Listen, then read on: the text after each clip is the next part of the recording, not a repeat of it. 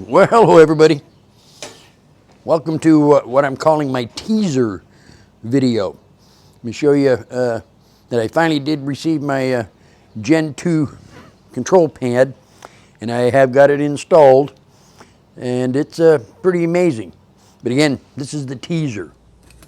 Shopsmith sent me out the Gen 2 Power Pro control panel some time ago. Got it installed. Did take some video prior before getting it installed. In the box, there's not a lot of pieces. There are two main ones, the control pad itself, and then the new quill arm bar here. It's a lot longer. Very detailed instructional manual. Another little box inside the bigger box that actually has the control panel in it. Not a lot of hardware.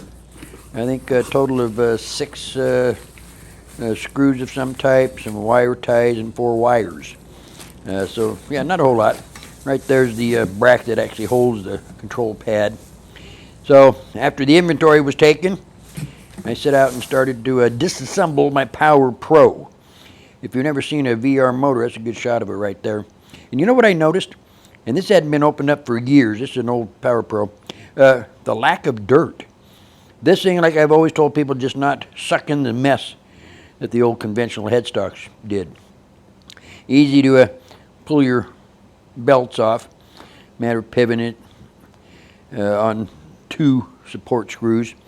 After you got the belt off, you take those final 2 screws out. The motor itself just kind of slides out of the way. And there's only 2 wires you disconnect. After that's done, you pull the remaining part of the headstock off of the machine itself. That's what I'm doing here. And we can start drilling the 2 holes on the back side that are necessary for the new Gen 2. You see why those are necessary too. I used the new step drill bit too, by the way. Very simple to do.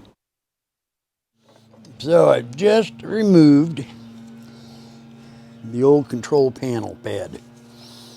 It's a nice looking piece. Here's what I wanted to check though. Follow me. Can you see everything all right?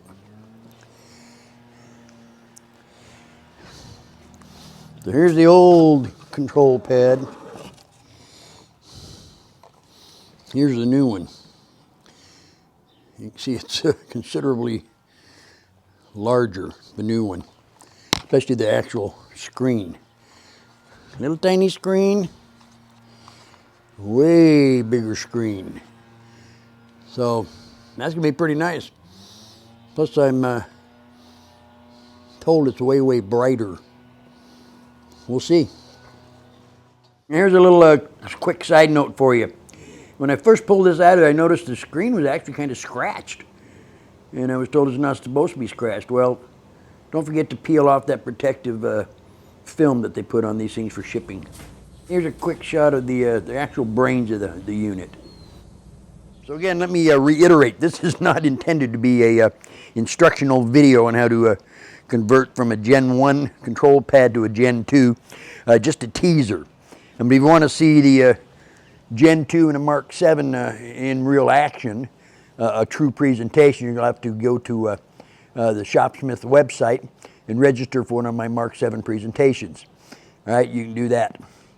There's where you'll actually see the Mark 7, and I'll go into a lot more detail into the Gen 2 control pad.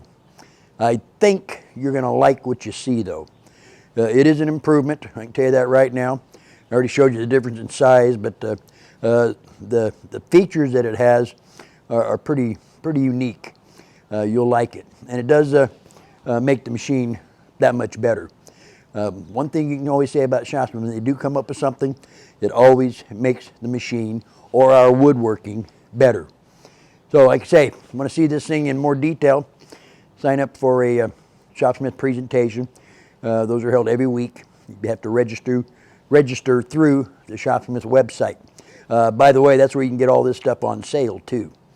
I'm the only person authorized to give you discount prices on everything when you're registered in those presentations. So I hope to see you in one of those. Until then, I'm Mike Young, and this is today's Shopsmith.